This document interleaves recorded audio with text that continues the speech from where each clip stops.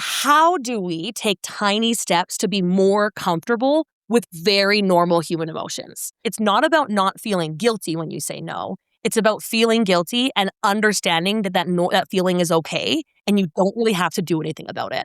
That is like the premise of emotional neutrality, is just saying, I'm allowed to feel guilty. That doesn't mean I have to go move this person. This doesn't mean that I have to bend over backwards for everybody. I'm just allowed to feel guilty. The great Mark Cuban once said, business happens over years and years. Value is measured in the total upside of a business relationship, not by how much you squeezed out in any one deal. And we couldn't agree more. This is the Business Development Podcast, based in Edmonton, Alberta, Canada, and broadcasting to the world.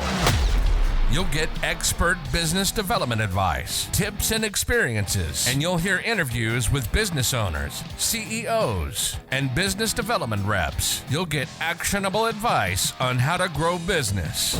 Brought to you by Capital Business Development, capitalbd.ca. Let's do it. Welcome to the Business Development Podcast. And now your expert host, Kelly Kennedy. Hello, welcome to episode 355 of the Business Development Podcast. And today it is my absolute pleasure to welcome back to our stage, Alyssa McMasters. Hello, friends. Alyssa is a speaker, confidence coach, entrepreneur, and sales leader who has spent more than a decade helping people navigate one of life's greatest challenges: believing in themselves when everything around them feels uncertain. Since joining me way back on episode 199, honestly, I can't even believe it. It feels like yesterday.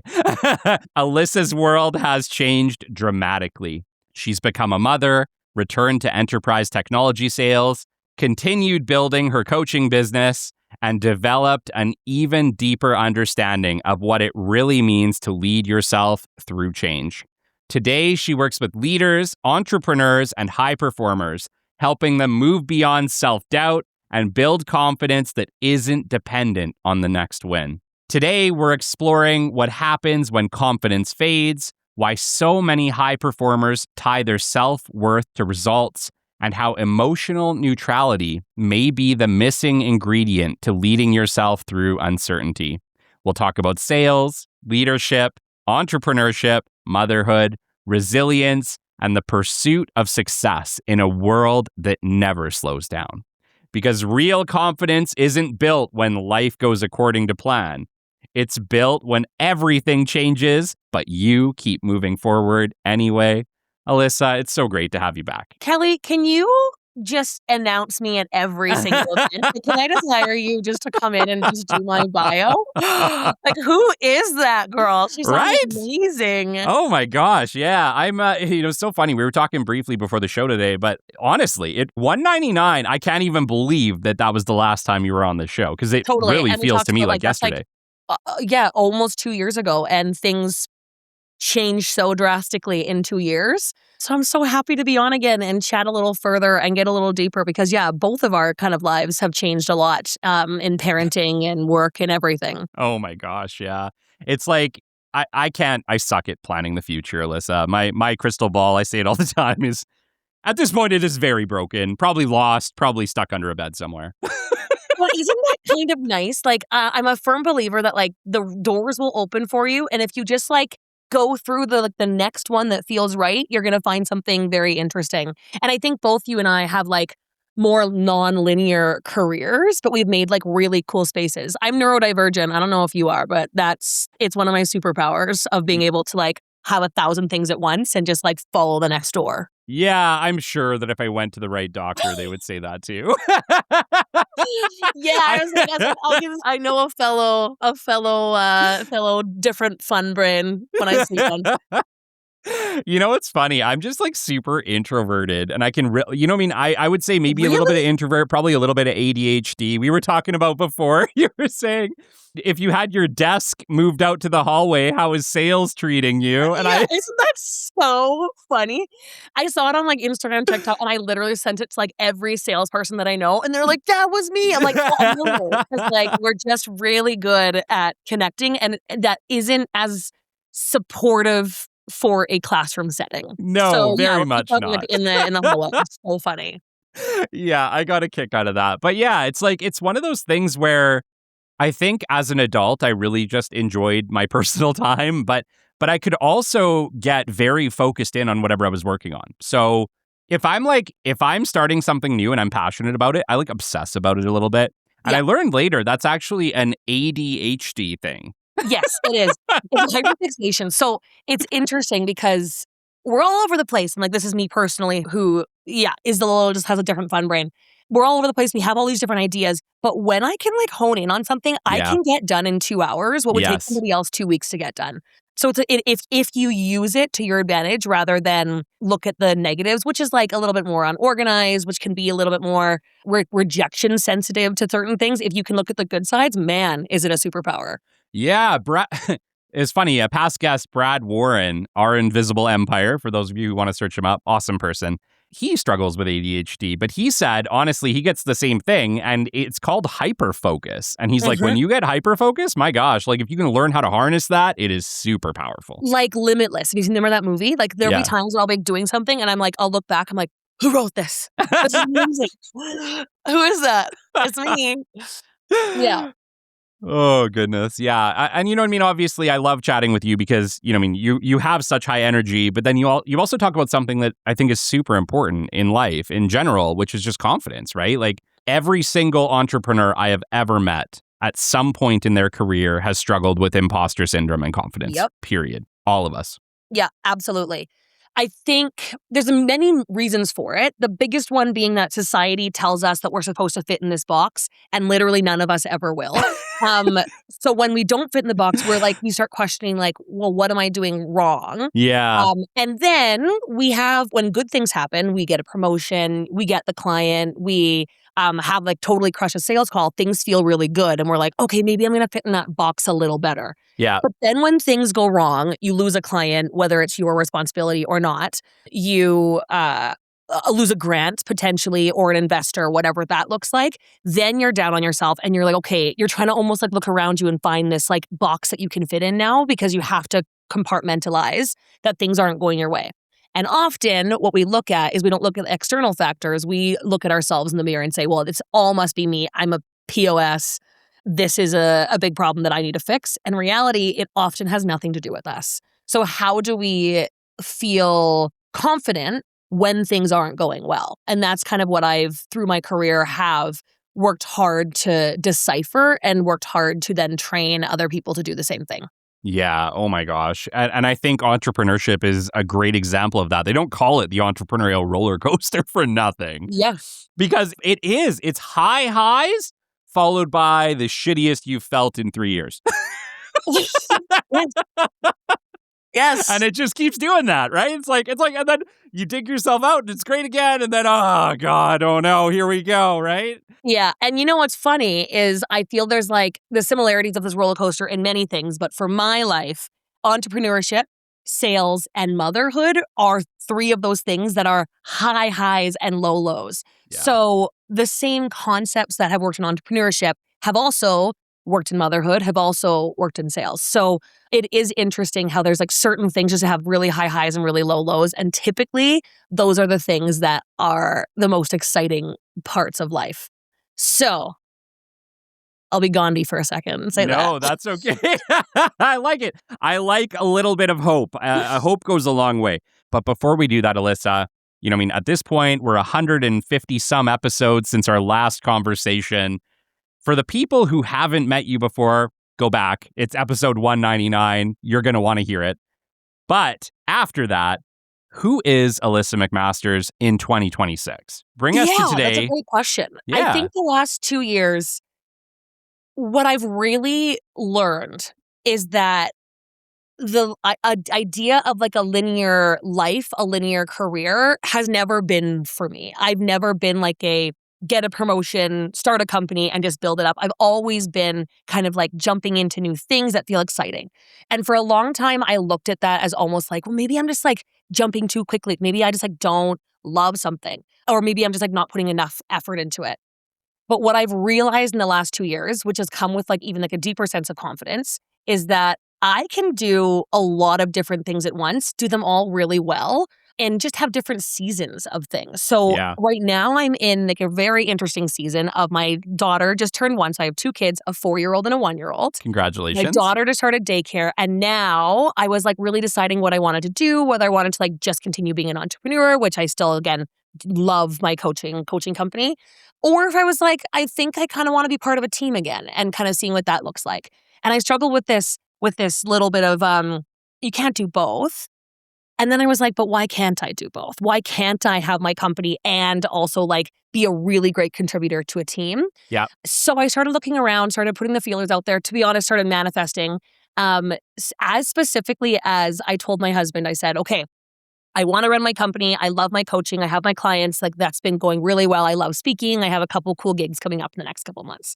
And I need a job that is almost like, it's definitely sales, but also kind of nonprofit because I want to do good in the world. Who doesn't? Yeah. Yeah. I want to make sales money because I mean, at the end of the day, that's why we're working. That's right. I also, want to be from home, maybe one day in the office, and it has to be in like a cool neighborhood in Calgary where I'm at.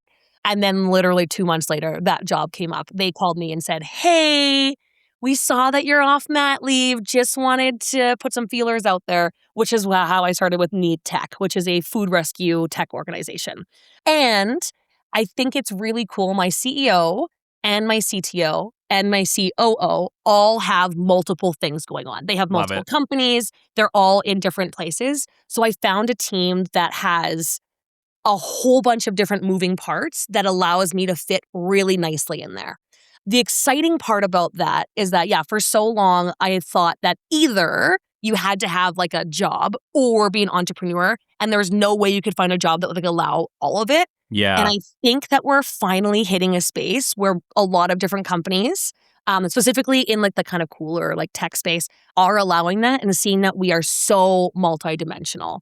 So that's probably the word for this year is multidimensional. I love being a mom of my 2 babies. I love being an entrepreneur and I love being a tech professional. And I found a way to kind of combine all of them in like a really nice package. So I'm in like a really cool space right now. That's amazing. Yeah. I know the last time we talked to you were just on fire. You were so excited about everything that was kind of coming through for you, which is incredible. And it is interesting as well, though, because all of your positions, all the stuff you work on, they're all pretty significant positions and roles. Like, this isn't you just like dabbling. Yeah.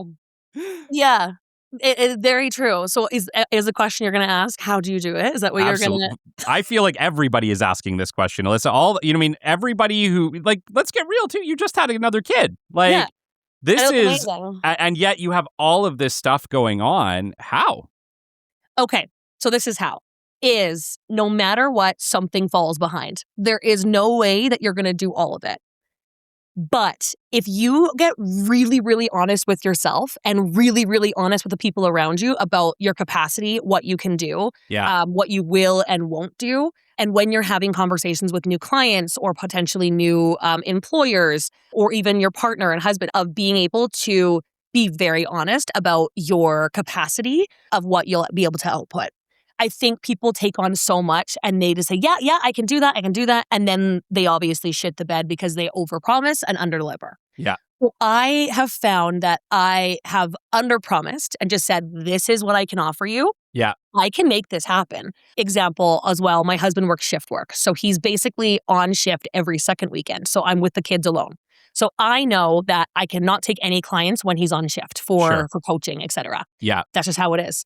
But on the days that he has off, it's almost like we co-parent while still being in love, where then he's off and he takes the kids. Like he's like default parent for the kids. Yeah. And then I have all this time to take on clients, take on new responsibilities, travel a lot for work. So it's really setting those boundaries and being really, really transparent with yourself and the people around you.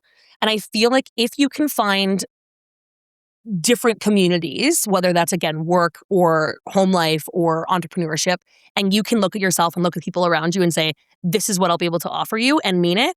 That's how I'm able to like do it without feeling guilty about any of it, because everybody knows exactly where I'm at in every capacity. Hey, rock stars, quick pause here. If you're anything like me, you've probably dreamed about owning your own business most of your life. The Revolution hybrid vacuum from Hypervac Technologies is a portable duct cleaning system that fits right in the back of your truck or van, giving you a real opportunity to launch your own duct cleaning business starting at under 7,000 Canadian dollars. Visit www.hypervac.com to learn more. Thanks, Hypervac. Let's get back to the show. Love it. And you are a confidence coach, right? Like, Yeah. you show up in everywhere that I've seen you show up. You are on fire. You are on point. You believe in yourself 188%. Yes. Maybe 190. No, Maybe 190. You have to be a little delulu. I am delulu. I'm like, I'm the luckiest girl in the world. Why wouldn't something great happen to me? But I think the question that I have for you is this. What about for us regular folk? For us regular folk who aren't maybe as confident as you are with what we can and cannot commit to, who I'm one of those people. I've overcommitted way too many times. You know, I'm getting better at it, but I always overestimate what I can do versus what I can actually do.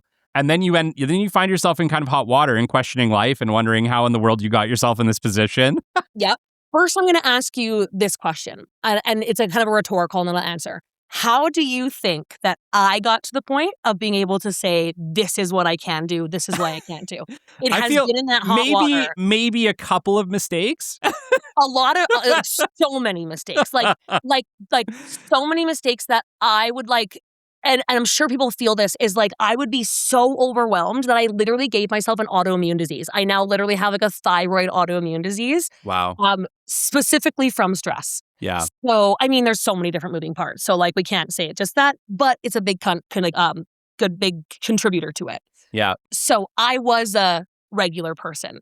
I was that person who took on way too much. I was that person who had this imposter syndrome. So in order to like fulfill that imposter syndrome, I would like then take on more, and then I'd be more stressed, and I'd be like on the shower floor, like shaking because I was so stressed about work and babies and all these things. So literally it was a breaking point for me. And actually when I got my diagnosis of my autoimmune disease, it was a big like breaking point of me being like, nope, that's just not going to work anymore. Yeah. So the steps that I started is I started writing down all of the things that I do. So home life, work life, entrepreneurship life. Yeah. And I decided, like I really went through and decided what, did you remember that show, Marie Kondo? She's like she went into your house and said, does it give you joy?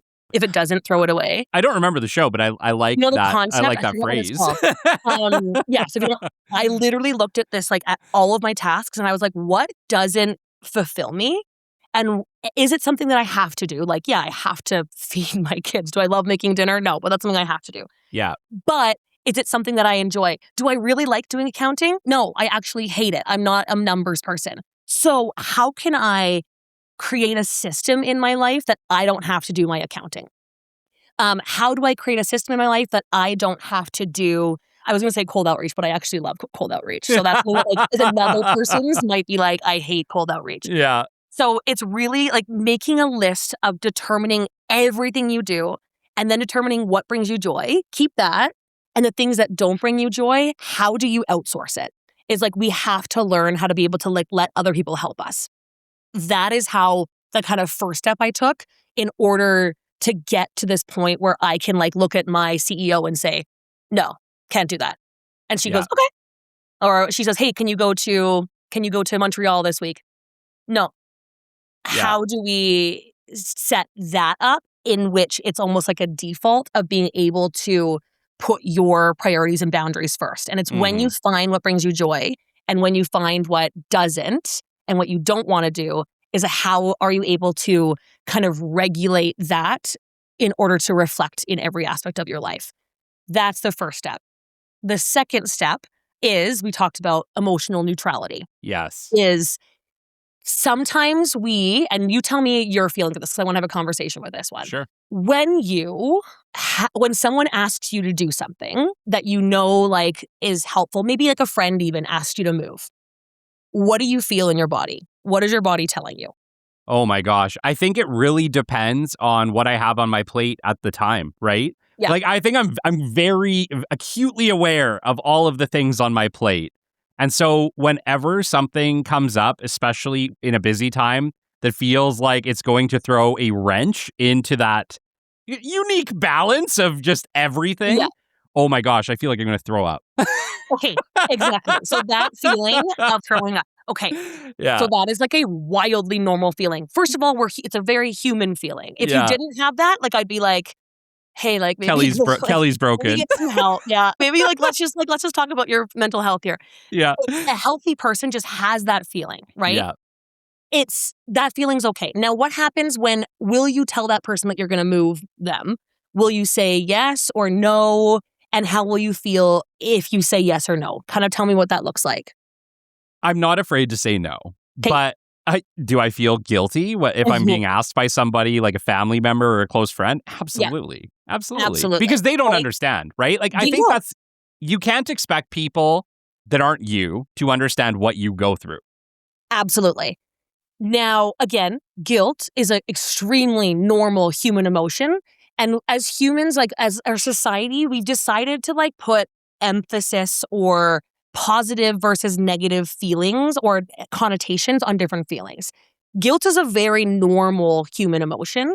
But for some reason, we then look at it and say, well, something's wrong with us. Like, why are we feeling so guilty? I guess I should change it. I guess I need to like go help that person. Yeah. Guilt, embarrassment, shame are all really unexplored emotions. So why are we so scared of them? We're so scared of because makes us uncomfortable, right? So how do we take tiny steps to be more comfortable with very normal human emotions? So when someone asks you to move, it's not about not feeling guilty when you say no. It's about feeling guilty and understanding that feeling is okay and you Yeah. don't really have to do anything about it. That is like the premise of emotional neutrality, is just saying, I'm allowed to feel guilty. That doesn't mean I have to go move this person. This doesn't mean that I have to bend over backwards for everybody. I'm just allowed to feel guilty. Now, this is a lesson. It is a learning curve. It is a lifelong learning. I am still learning dearly on how to do this. I like the moving concept, the moving idea, because I think everybody's been through like almost exactly that. You're like, Yeah. I'm like in my 30s. I don't want to move for beer and pizza anymore, right? Like, I don't. Yeah. Who wants to move? Period. like hire movers. Again, talking about outsourcing. Okay, if you want your friend to move, you don't want to move. Yeah, hires, like you got to outsource. Yeah. Well, there's two sides. There's the logistic side of figuring out how you can offload things that like don't bring you joy. And then there's a side of getting uncomfortable with these unexplored emotions. Here's another example for myself about embarrassment. I recently cracked on the influencing side of things. I've now getting quite a bit of outreach to me from brands wanting to do partnerships with me. Yeah. Before I was doing cold outreach, I was posting excited, and I officially kind of hit that threshold where now I'm getting the calls, which is a very exciting turn.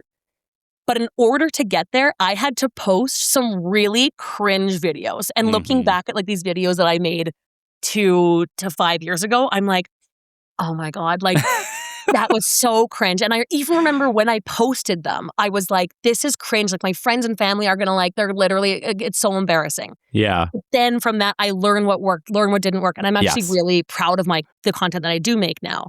That embarrassment was the important part of being able to get to the point that I was even allowed or able to succeed in influencing. Yes. So that is what, to me, confidence is. It's being able to say no to things logistically. Yeah. Being able to outsource things that don't serve you. And plus being able to allow those different emotions in and see them as learning rather than debilitating. That being said, this is all a practice. It is a must. You have to practice every goddamn day. Well, and I feel like we need to talk about what you just talked about, specifically with the cringe videos. because I'm still struggling with cringe videos, Alyssa. Like I've been at this for years, podcasting, but we're really kind of starting to dive deep into the video side. The goal here is by episode 400, a full refresh for the BDP brand, which will include full video, which honestly, I'm still struggling with, to be just completely transparent. I love it. Okay. I've never felt great about video. I feel it's weird. I feel like I run into the same problem where, in the beginning when you don't like your voice, to anybody who's ever podcasted or had to speak and hear yourself back, it takes a while to be like, oh my God, is that me? Yes. Video is the same thing, but in a completely different way. Okay, tell me more. Is it emotions? Is it like logistic? No, it feels like an uncomfort where Kelly, I like to show up polished. I like to have my shit together, produce great content, right? Like the reality is I've always been able to produce a really great audio show, especially by episode 100 and on. Whereas I felt like with the video side, when I go back and I restart that, I'm starting fresh. So it's kind of felt like, oh my God, there's going to be cringe for a little bit until we get up to speed. And I'm scared of it a little bit, to be honest, Alyssa. I totally understand like that. And again, that feeling of being scared of that embarrassment, that cringe. Yeah. Because you have a brand that you've already built, that you do produce good content. Now switching, does it feel more internal that you're internally this feels cringe, 100%. or external? Okay. Here's the thing. It's like episode 3. I've talked about it many times on the show. Episode 3 was almost the end of the show. If you listen to episode 3, you'll be like, this is a normal show, Kelly. Like, what's wrong? I was feeling internally like, who the hell am I to be doing this at that moment, right? Imposter syndrome at an all-time high. Totally. And I almost quit. That was almost it. And yes, it's like I recognize that I'll probably do a great video show. It'll probably be awesome. And thanks for sticking around. Yeah, but I'm sure there will be moments where I'm looking at this thinking, oh my gosh, what the hell am I doing? Totally. Now, logistically, I have two kind of sides to this. Logistically, are you doing the editing?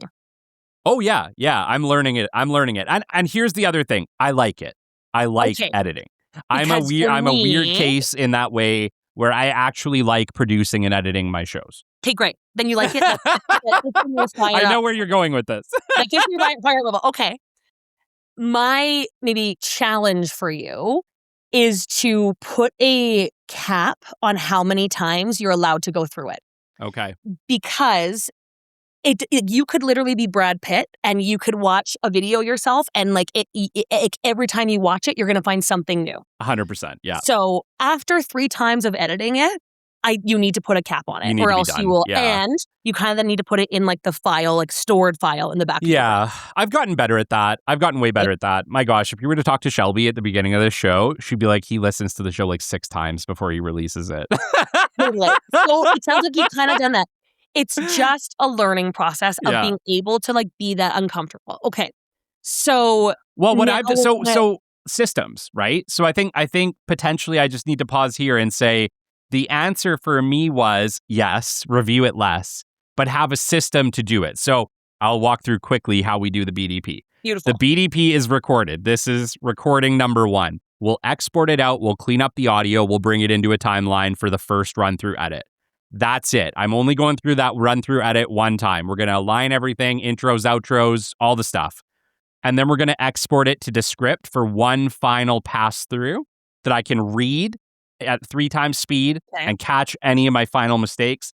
Once that's out, it's out. If there's mistakes, I'm sorry. So the kind of funnier. So I was kind of being more logistic. The funnier kind of side of thinking about it is whether you drink or not. When you're on a night out and you just maybe have a couple cocktails if you drink, or maybe not, maybe you just are vibing with the music and you're at a concert or something and you wake up in the morning, you kind of feel like you might have made a mistake the night before. Yeah. Right? And you kind of have that oh my gosh, everybody if you drink, it's ever called anxiety. If you don't drink, it's just called regular anxiety. Yeah. My one girlfriend said this and it stuck with me. She's like, what that girl did is none of your business.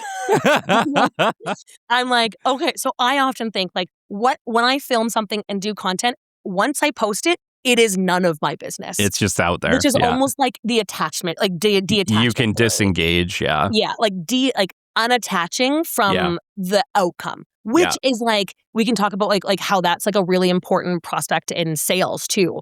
you have to, in order to continue through those slumps, you have to detach yourself from the outcome. 100%. So putting yourself on, okay, I can control making 10 calls today. Yes. I can't control if one of those calls turns into a demo. No. It has the same kind of concept for content, same concept for even when we go to motherhood, like same concept for motherhood, like having a conversation with your kid, like a teaching conversation. Once that conversation is done, you can't go back. You can't like redo something. You can move forward and try something new. Sure. But you have to kind of detach from this guilt of like doing the wrong thing. So it's all of these things combined. And again, how do we eat an elephant? One bite at a time. Yeah. So it's slowly learning the logistic side of it, slowly learning the emotional side of it, and then slowly learning like the detachment side of it.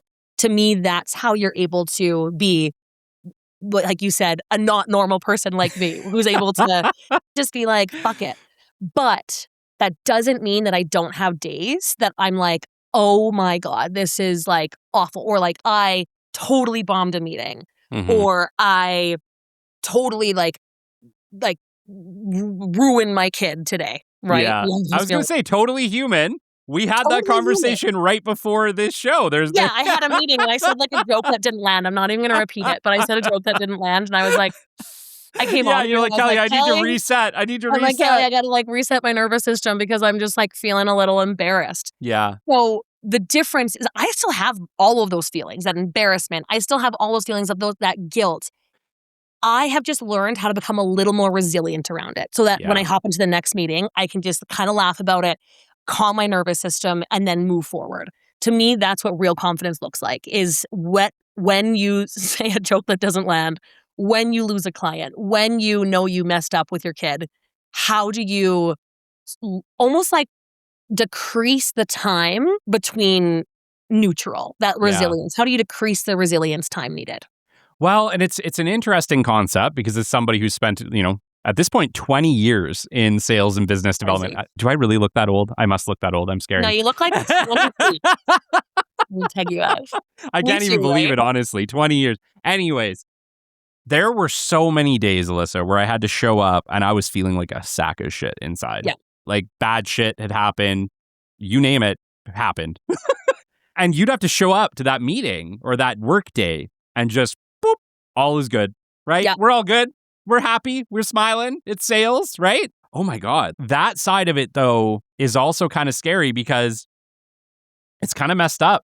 I as soon as you said that, I'm like, I kind of realized, I'm like, okay, so let's cut it a little deeper. Yes, you still have to show up. Yes, you still have to show up with your kids. You might have the worst day ever and your kids still need to be put to bed and they still need to be loved. Yeah. Your kids might have be running around the house and you still need to show up for your business. You still need to show up for your company. So how do we find ways that we can then, like I said when we were chatting, regulate our nervous system and take those breaths and take that time for ourselves in order to be able to have that kind of resilience turn back on? Because eventually, I actually saw something on a podcast and it was all of the emotions that we don't process or don't like listen to are all buried alive. Oh I don't like that. I don't like that. So that's often why when we have burnout, it's all of those emotions of guilt and embarrassment and regret being buried because we're supposed to bury them because it's uncomfortable for people to share them. They eventually will come out, right? So confidence isn't about burying them and pretending everything's fine. It's about also finding ways that you can build that resilience like from the inside out. Therapy is one of those really good options. Journaling is a really good way to do this, getting out some of those feelings. Exercise, I know it sounds so juvenile, but truly moving your body can like release things. Actually, it's very scientific if you pictured your gazelle in the Sahara Desert. Does it count? Gazelles live in the Sahara. I don't know. They do today. Today. Let's say you're a mule buck in the foothills of Alberta. Okay, that's what I can talk on. And a bear comes up, right, and it's just chasing you. What you will see is those deer will always like shake everything out it's actually how they regulate their nervous system is by shaking. So often, like if we shake our bodies, if we move after a really shitty meeting, if we go work out, that can be actually like physiologically helpful. So there's this other side of how do we take care of ourselves? And our society has convinced us that taking a bath is self-care. It's not. I believe that saying no to something that doesn't feel good to us, back to this finding your list of what feels good, that is what self-care actually is, understanding what feels good to us and what does not feel good to us. Oh my gosh. But like, how often have you hit the end of a day? I'm just going to like speak for myself here. If listeners feel this too, thank you. I'll hit the end of a day sometimes where it's been a crazy day, right? Like in this world, Alyssa, you know it, like we're in back-to-back meetings, interviews, podcast production, whatever. Like from 8 a.m. to like 6 p.m., it's full bore. And then I find myself sometimes at the end of the day, my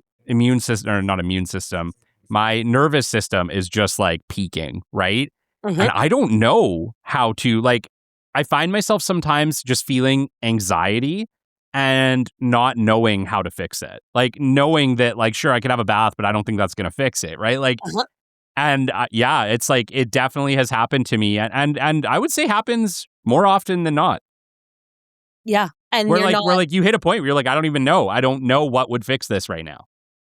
And I wish we could go to the doctor for a blood test and they would just pull it out and say, this is what you need today. But it has to be trial and error. And it's so different for everybody. Yeah. In my coaching programs, we often do talk a lot about regulating nervous systems, because it's to me, it's a very important part of processing the whole kind of cycle of confidence. And there are so many different tools that you can use. Do you want to try one with me right now? Sure, let's do it. Okay. So this is called butterfly eyes. Okay. First, I want to go back and put you in that position. You've had a 12-hour day. Your kid's screaming. Your wife's exhausted, so she's also being a little grumpy with you because everyone's exhausted. Oh my gosh! And don't get me wrong, it's not I like know my husband and I are we're so good. We yell at each other too. He's my favorite person and the most annoying person in the world. Yeah. And at least he's not a milk waster anymore. Again, ADHD. When my daughter, and the moms out there will understand this, when my daughter was 2 months old, I was power pumping because my supply was lower than I wanted it to be. Yeah. And I'm power pumping all day and I'm eating bran muffins and I'm taking all these supplements. And I have a little bit of milk, just this much on the counter. Mm-hmm. And I see my husband grab it and go wash the bottle. So he dumped my milk down the sink. Anyways, so when that happens, this butterfly eyes ain't going to work. What's going to work is me saying, you milk wasting gremlin, you do that again. But that's self-care. Self-care is saying, that's abso-fucking-lutely not. Yeah. Now we're back to the next one. So putting you in the position, everyone's exhausted. You had a really hard day and you've decided that a bath's not going to work. Something more self-care is not going to work because you're not going to be able to kind of even calm down to be able to relax. Mm-hmm. You also often will then grab your phone because it's the easiest thing to kind of numb your brain, which actually sometimes if you're really heightened is not the worst thing to be able to kind of come down. But let's do this together. We're going to do this exercise that you can do in a meeting. I do this in the meeting often when CEOs I'm working with are just again, I'm in tech, so I'm often the only woman in the room. And when I'm feeling a little, someone says an inappropriate joke, just like I did today, and I'm kind of heightened and I'm don't yell at them because they're your client. This is also, you can do this in a meeting. You can do this when you get home from work. You can even do this while you're driving. It's the same premise of the gazelle / the mule deer shaking. So our eyes have a lot of processing in our nervous system, which would make logically a lot of sense, right? And when we're just like animals, when we are looking around a lot, it makes our body go into a fight or flight state because same thing, a mule deer is looking around, hears something and is looking. It's exactly you're looking for danger. Yeah. When they're just slowly scanning the horizon, slowly just eating grub, their eyes move slowly. So how can we use this tool and use this brain knowledge of how our brains work to our advantage, called butterfly eyes? Okay. So when we get anxious, think about a time maybe when you were anxious or just kind of felt overwhelmed, and think about what your eyes were doing. My eyes, when I'm overwhelmed, I can kind of show you here too. will often be like looking at my phone, looking at this, and I just am just very dysregulated. So I want you to put your hand out. And this is fun and woo-woo, so have fun with me. And I want you to picture a butterfly is like manifesting on your hand. Okay. Okay. If you're in a meeting, don't put your hand out. Just pretend just pretend it's happening on the desk. Please, okay? sir, I want some more. Okay, I want you to manifest this butterfly. Okay. And now have this butterfly like slowly lift off your hand and like watch the butterfly fluttering around. And maybe the butterfly just slowly comes closer to you.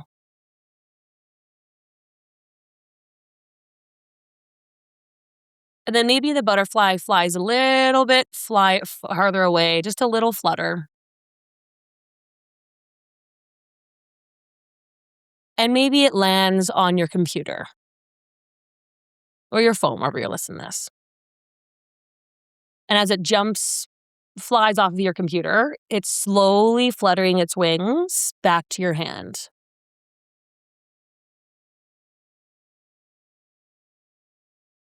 And as it lands on your hand, the wings are opening and closing super slowly.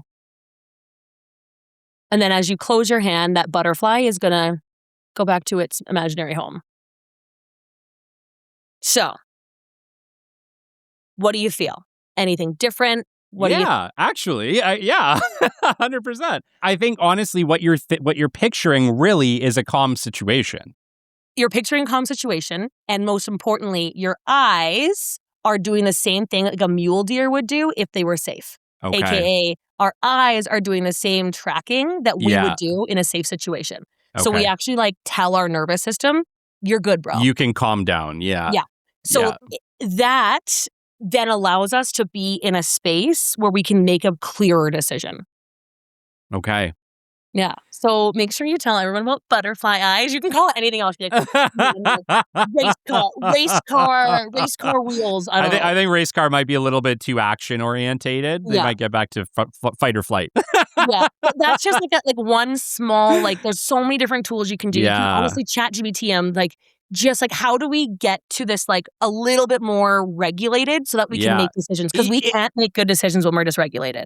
Yeah. You made kind of the point that like, at least, when you're in that situation where you don't know what will bring you down, the secret is you need something to knock you back to that to the normal, like not normal level, but a level at which like something normal can help, right? Exactly. And when we talk about those levels, sometimes we make decisions when we're dysregulated, whether it's like a positive dysregulation or like a more negative dysregulation. Yeah. AKA, you just got a crazy sale. You just like got like maybe you signed your first like 6-figure deal and you are on top of the world. So you go to the car dealership and buy a car because you're like, this is my surprise.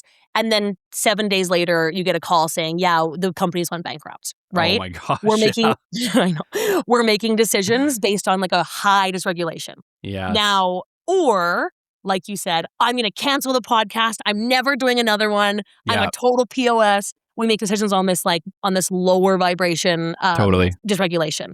Yeah. So truly, like we can't make really good decisions on either side of it. Yeah. How we have to make decisions is from that neutral. And then when we make decisions from that neutral, often those decisions are the right ones for us. So now we're less dysregulated in the future because we didn't buy the car and now we're not having to go back and sell the car and all these things. Okay. I like that. So let's talk about that for a second because we never typically live in the neutral, or at least we're not always making decisions from the neutral, right? Like I feel like the point at which people make decisions tends to be at the high highs or the low lows because that just seems to be the situation at which calls like we need to do something regardless, either way, right? How do we make a neutral decision when we're either at a low or a high? We get to neutral first. So again, big decisions like buying a house, buying something, selling your company, whatever, going to take a longer process. And we're most of the time. Sometimes like things happen really quickly and you have to like go. But most of the time, we will have some time to regulate in order to have that neutrality. Whether that's just like a couple hours, couple days, whatever that looks like. Yeah. It's allowing yourself to like emotionally, nervous system, get back to neutral, but then also tangibly look at all of those things that are going right, all the things that are going wrong, making a pros and cons list. We have all made pros and cons lists before. I've made them with many of my ex-boyfriends that like kind of helped me logistically look at it. Yeah. Plus emotions. What am I actually feeling here? What is my gut saying? Our gut is often very right in a lot of ways. Yeah. But we can't listen to our gut unless we're kind of at that neutral. So it's a combination of all of those things that allow us to have that more neutral ground. It's never going to be perfect. You're never going to be like, I made a perfect decision. There's always going to be ups and downs. But if you make it from neutral, you can justify to yourself, like I did all of like what is needed to be done in order to make a good decision. I can't control the outcome after. And then that's where that detachment comes from. Yeah. It's funny just because like I never really thought about it deeply, like we were having this conversation, but like I think a lot of decision making happens at high highs or low lows as opposed to just all is good, right? Because when all is good, you're probably not thinking about shaking up the boat all that much. Mm-hmm. And then that's where like the challenge comes from, right? And I think that's where the long-term burnout comes from, is because we're making decisions in high highs and low lows. So the neutral emotional decision making isn't just about today. This is about like 6 months from now. 6 months from now, my life is probably going to be a little more regulated so that I can be a mom and have a company and be in a business. Because 6 months ago, I made really good decisions in neutral settings that actually made sense for me, rather than my kids in daycare. Let's go, because in the first 3 months she was sick every day. So let's spend a little bit of time there, actually. Right. We have a lot of women who are listening. A lot of them are, the types of women that you work with, actually, high-performing professionals who are also moms, right? Walk me through this because, I'm a dad who works at home as well. My kids are around a lot. I have an incredible wife who handles a lot of that for me. But, pretty soon she's going back to work. We're navigating what that looks like right now. But obviously, kids are amazing and a total shit show at the same time. Literally. And literally. And you got these high performance people trying to do things, but obviously you're dealing with the realities of being a parent at the same time. And let's get real. Probably the hardest job nobody's paying you for. And should be. I feel like we should get paid to be parents. Yes. But somehow we're not. And we're navigating very complex work while still having to essentially have our kids on our mind all the time. Walk me through this. How do we accomplish our goals as high performance individuals and still be good parents at the same time? It's a great question. The first, I want to go back a little bit and talk about the dad thing too, right? So women and men, like moms and dads, have different stresses that are both like very challenging. Yeah. Women are often, society tells them that they are supposed to be like the default parent. Women are told that, don't you want to be a mom? You're going to miss the best years of your life with your kids, right? And then men are also told, you're supposed to be at work. Like, what do you mean? Your wife's taking care of that, right? Also, you're supposed to make the money. So there's two different like dynamics that are, society has put like these constraints on men and women, and they're so drastically different that sometimes it's hard to like see our middle point, because 100%, like women are like, you will never get it, and men are like, you will never get it. There's a company that I do a lot of work with. It's called Toast. Toast helps women get into tech is basically the premise.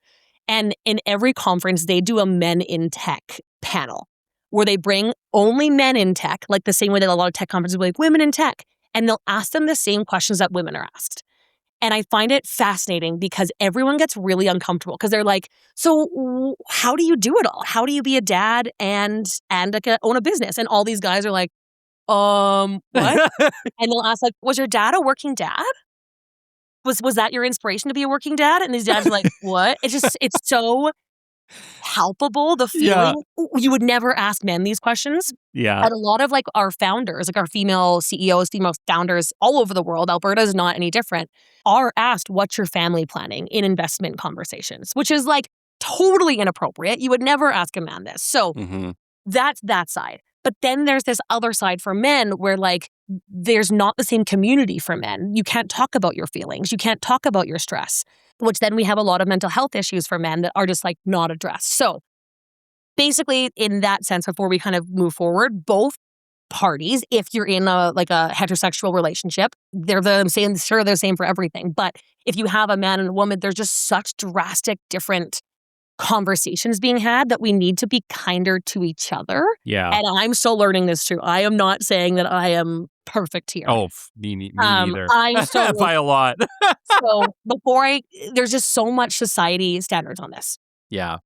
Now, before I don't want to slow you down here, Alyssa, but I just want to mention, so like for that other side of it, I just want to kind of give an example for me where let's talk about, let's say that I've had that day that I was just mentioning, right? Where like it's been back to back, meeting after meeting, deliverance after deliverance, production after production, and it's 6:00.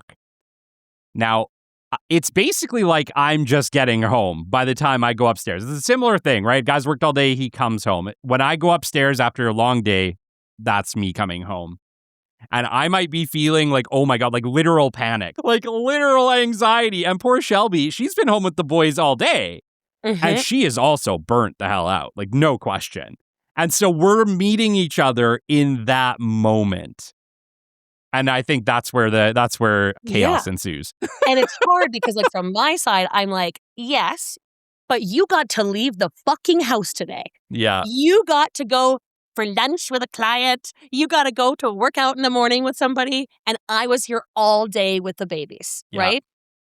But also, like, I can understand, like, my husband and you are very similar. Like, I had like a high stress, like, I was like, dealing with like pretty pretty like intense conversations.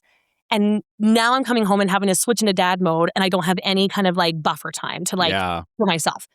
So before we even talk about like how you can feel that in work, like in your own relationship and in your own home, what I have heard from our therapist, from 1,000 people, is until the kids are 5, it's literally a shit show. It's literally just everyone surviving a little bit. Yeah. Which is, to some people might be like, oh my gosh, it's kind of scary. To me, it's a little liberating. And here's why. Knowing that it's just going to be a shit show is kind of freeing, knowing that I'm not doing anything wrong. It's just Steve and I, my husband and I, are just going to kind of hate each other some days. That's just kind of how it is.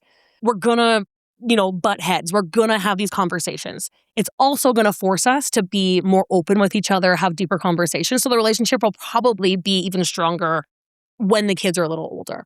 So there's this topic that in work, we don't typically talk about what's actually happening at the home either. So we're like, we almost see it as two different things. You have your kids on this side and you have your work on this side. And I'm a firm believer that it's all very intertwined. 100%. So for me, it was very, very important to work with a CEO who either had kids or understood kids. So when I took my corporate job, again with Need, she calls me to offer me the position, and her kid in the back, she's like, my kid's screaming in the back, so don't freak out, but I'm giving you the job. And that was actually such a green flag for me. I was like, yes. This person is human. That's what I need. So I think we pretend not to be human because we pretend not to bring this like this inside. Yeah. So for me, one of my boundaries, like back when I was very specific, I was like, I might work some weird hours. I might have a kid in the background. I might have a kid homesick. I might be in and out for a week. I promise I'm really good at my job and I'm going to get my shit done. Yeah. But I can't promise you the typical 40 hours a week, every single day. It's going to be super moldable. If that is not a fit for you, I'm not the right fit for you. Yeah. To me, that was self-care of saying like, this is what I'm looking for. And I found the right job. My CEO was like, my CEO actually just gave birth 5 days ago to her second baby. Oh, wow. So, yeah. So it's first of all, understanding that both sides they're not mutually exclusive. Or they are mutually exclusive. Well, no, the way that you phrased it too, like when you can show up and say, this is who I am, this is what I can do, this is what I'm not going to do, take it or leave it. Like, to me, that feels more honest and more open and like the person I would want to hire than somebody who didn't say those things. Absolutely. And now I'm like only about 2 months in the company. I am like hitting targets. So let's all give me a round of applause. I'm like doing very well. Yay! And I have no guilt whatsoever about if I have to like take a couple hours off, take my kid to a doctor's appointment, etc. Yeah. Or run my own company because they also knew that I had my own company and I was going to continue it. Yeah. I had no guilt because I like set up the space to be able to say, this is just how it is. Yeah. So do you have any comments on that before I talk about the other side? No, I think we covered it. Okay. The other side is that I have to acknowledge my privilege first as being like a white woman. Second of all, being a woman in like my early 30s who went to university, who came from like a middle class family, was even able to go to university, right? The reason why I have even the ability to say this is who I am, take it or leave it, is because of my privilege. So I can't also sit here and say, oh yeah, it's not that hard. Just go to your boss and tell him to f*** off and tell him that you're going to do this. Some people, I also have a very hands-on father in the household that we do very equal stuff. So there's two sides to it. I've worked really hard to like build the brand for myself that I can say, I'm going to do what I want. Do you want it or not? On the other side, there's so many people who are in this kind of more fight or flight conversation where they're living paycheck to paycheck. They don't have the option to just walk into their job and say, I'm not going to do this. Yeah. Yeah. So let's talk about that side. I'm talking about the people who are more established in their careers, who kind of have like the brand behind them to be able to say that kind of stuff. Oh yeah, I made the case in a different show, Authentic Hustle. We don't do that show anymore, but anyways, we did do it for a while, and I did make the case in there that the ability to say what you want is a privilege. Absolutely.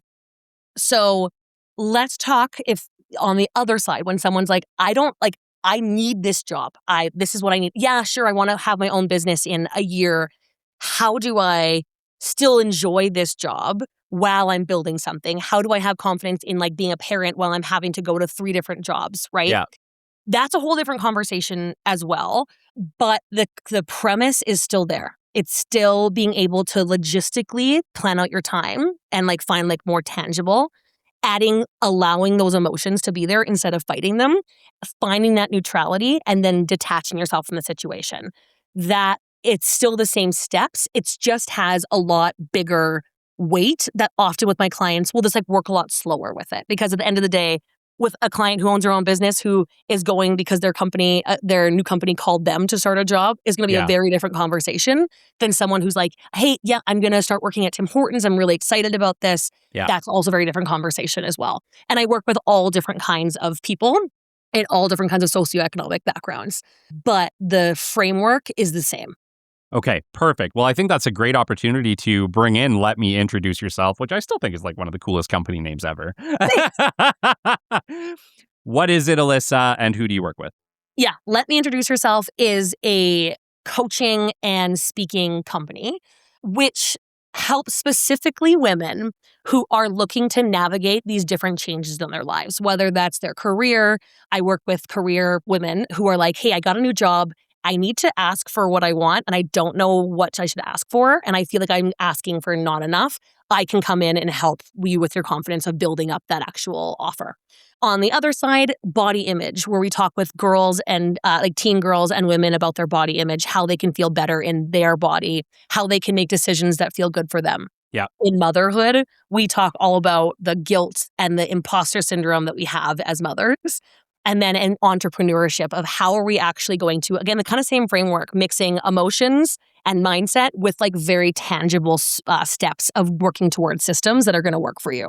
So I, in general, work with all different kinds of women about working on their confidence in every aspect of their lives on 2 sides, mindset and tangible experience. Okay, amazing. I do want to touch on that quickly, though, because there are a lot of men who struggle with that as well. And I know we're the last to admit it most of the time, but most of us can use a little bit of a boost on the confidence side, especially with imposter syndrome. Do you work with men as well? I work with men in the business sense, in like small businesses. Often what I found, and I'm interested to hear your point of view. Often what I found is that my lived experience is so different from men. So absolutely that I can use the same framework for you. And in talks and businesses, I work with men.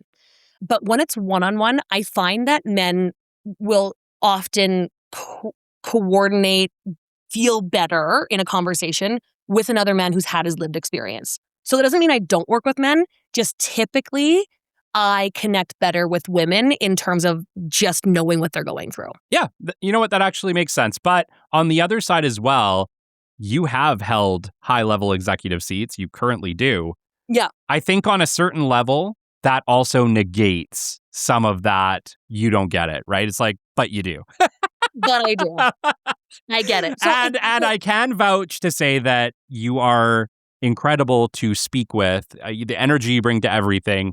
I think that if you're not currently working with men, you should strongly consider it because I think you would do just fine. Well, then take this as my, if you are cool and you want to hang out with me, not in that way, I would totally be open to taking on more male clients for sure. Okay. It just is the right fit. Amazing. Okay. And we're talking to an international audience. So obviously you're based in Canada, but can you work internationally? Oh, you bet I can. And I do some really cool talks. I often do workshops about how to find that neutrality using a neutrality ladder that hits really, really well with an entire team, men and women. So when I'm doing workshops and talks, it's everybody. And yeah, I can work international. So these are the places that I want to go. I'm manifesting. I'll be in New York already in September. So if anyone in New York is like, let me know. And take me to Europe. I want to go to Barcelona again. Or Barcelona. All right. New York, probably California. I don't think you'd say no to California. No, go Cali. New York, California, Barcelona. Give Alyssa a call. Alyssa, pleasure to have you. I do also just want to mention that you're going to be coming in and leading a Confidence Through Change Catalyst Club session inside the Catalyst Club on July 22nd. So that's available to all Catalyst Club members. So if you guys are out there and you're looking for something fun to do, come join us in Catalyst Club. Come do a one-on-one session with Alyssa. I'm so much looking forward to it. Appreciate all of our conversations. And Alyssa, how can people find you if they do want to get a hold of you? Follow my Instagram, follow my IG. It's at Alyssa S. McMasters. And that's kind of like my fun, personal, half work, half cool things that I'm doing. And then my website is letmeintroduceherself.com, where you can reach out, connect with me in any way. I'm always super open and collaborative to have cool ideas there. And if you're in the food space, also get at me and check out Need Tech, which is basically the Uber for food rescue. So those are the 3 ways that you can connect with me. Perfect. I am going to include your website, your Instagram, and your LinkedIn for everybody looking to connect with you. It's all in the show notes. It's in every post. Alyssa, always a privilege. Thanks for coming. Thank you so much, Kelly. Talk to you soon. Until next time, you've been listening to the Business Development Podcast, and we'll catch you on the flip side. This has been the Business Development Podcast with Kelly Kennedy.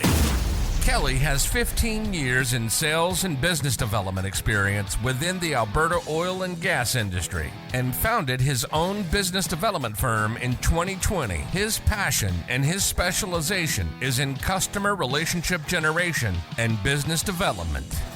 The show is brought to you by Capital Business Development, your business development specialists.